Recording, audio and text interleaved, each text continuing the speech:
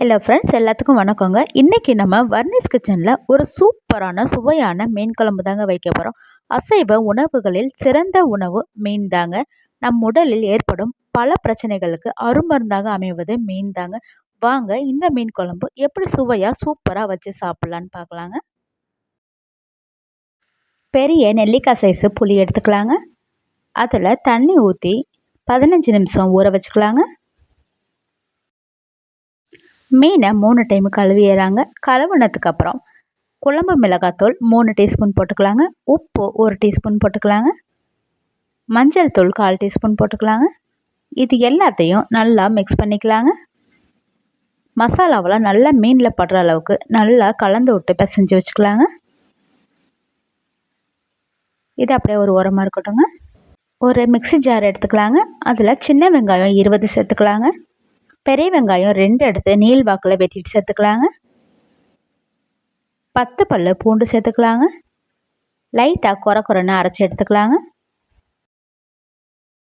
Mixie ஜாரில் 2 பழுத்த தக்காளி எடுத்துக்கலாங்க. அதை லைட்டாக அரைச்சி எடுத்துக்கலாங்க. அடுப்பில் ஒரு இரும்பு கடாய் வச்சுக்கலாங்க. அதில் 5 டீஸ்பூன் கடலெண்ணெய் ஊற்றிக்கலாங்க. எண்ணெய் நல்லா சூடானோன்னு கடுகு 1/4 டீஸ்பூன் போட்டுக்கலாங்க.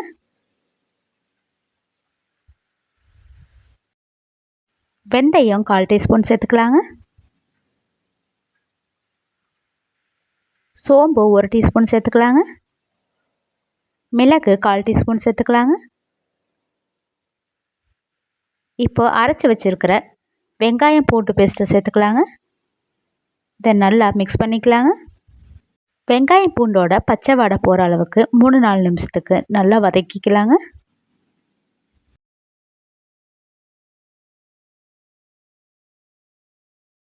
ஒரு கொத்து கருவேப்பிலை போட்டுக்கலாங்க. நல்லா மிக்ஸ் பண்ணிக்கலாங்க. மீன்களில் உள்ள சத்துக்கள் வேறு எந்த உணவுலையும் இல்லைங்க. மீன்களில் ஒமேகா 3 கொழுப்பு அமிலங்கள் அதிகமாக இருக்குங்க. அரைச்சி வச்சுருக்க தக்காளி பேஸ்ட்டை ஊற்றிக்கலாங்க. தக்காளியோட பச்சை வடை போகிற அளவுக்கு 2 நிமிஷத்துக்கு நல்லா வதக்கி எடுத்துக்கலாங்க.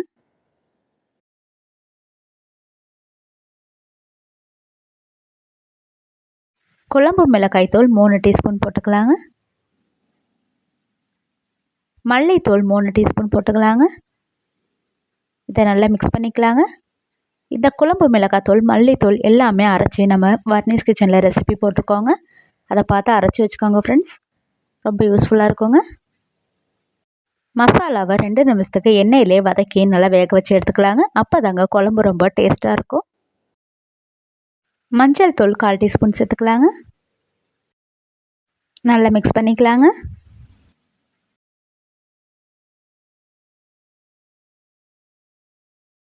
இப்போ இந்த மசாலா எல்லாமே தொக்கு பதத்துக்கு ஃபார்ம் ஆயிடுச்சுங்க. இந்த ஸ்டேஜில் நம்ம கரைச்சி வச்சுருக்க புளி கரைசலை ஊற்றிக்கலாங்க. இது வரைக்கும் வர்னிஸ் கிச்சனை சப்ஸ்கிரைப் பண்ணாதவங்க சப்ஸ்கிரைப் பண்ணிக்கோங்க ஃப்ரெண்ட்ஸ். அப்படியே பக்கத்தில் உள்ள பெல் பட்டனை கிளிக் பண்ணிக்கோங்க. நல்லா மிக்ஸ் பண்ணிக்கலாங்க. இந்த புளி கரைசல்லையே குழம்பு 2 நிமிஷத்துக்கு நல்லா கொதித்து வரட்டுங்க. அப்போ தாங்க குழம்பு ரொம்ப டேஸ்ட்டாக சுவையாக இருக்குங்க.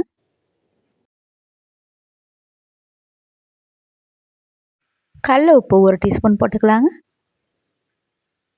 இப்போ அதையும் நல்லா மிக்ஸ் பண்ணிக்கலாங்க. இப்போ குழம்பு லைட்டாக கொதிஞ்சு வரும்போது 1 கப்பு சுடுதண்ணி ஊற்றிக்கலாங்க. குழம்பு நல்லா மிக்ஸ் பண்ணிக்கலாங்க.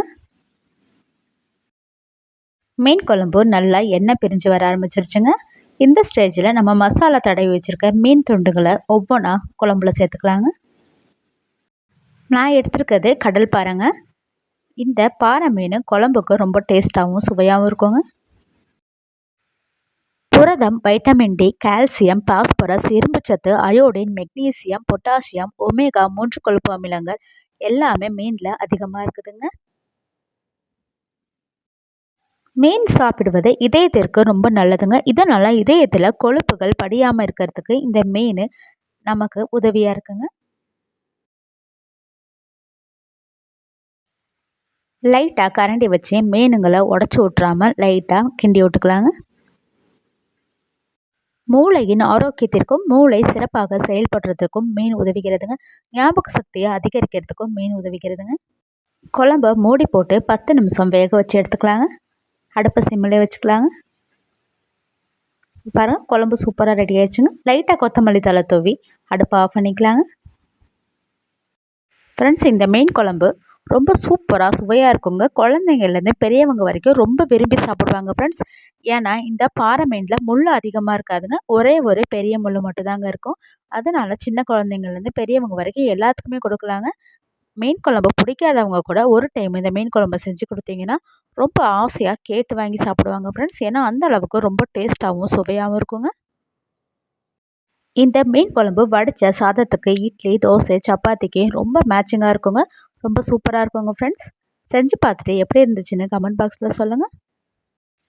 வர்னிஸ் கிச்சனை சப்ஸ்கிரைப் பண்ணுங்கள், லைக் பண்ணுங்கள், ஷேர் பண்ணுங்கள், ஃப்ரெண்ட்ஸ்க்கும் ஷேர் பண்ணுங்கள். இந்த மீன் குழம்பு இதே மெத்தடில் செஞ்சு பாருங்கள் ஃப்ரெண்ட்ஸ். செஞ்சு பார்த்துட்டு எப்படி இருந்துச்சுன்னு கமெண்ட் பாக்ஸில் சொல்லுங்கள். சப்ஸ்கிரைப் பண்ணும்போது பக்கத்தில் உள்ள பெல் பட்டனை கிளிக் பண்ணிக்கோங்க ஃப்ரெண்ட்ஸ். அப்போ தாங்க நான் போடுற எல்லா வீடியோ உங்களுக்கு ஒன்றுக்குன்னே வருங்க. Thank you friends. தேங்க்யூ ஃபார் வாட்சிங்.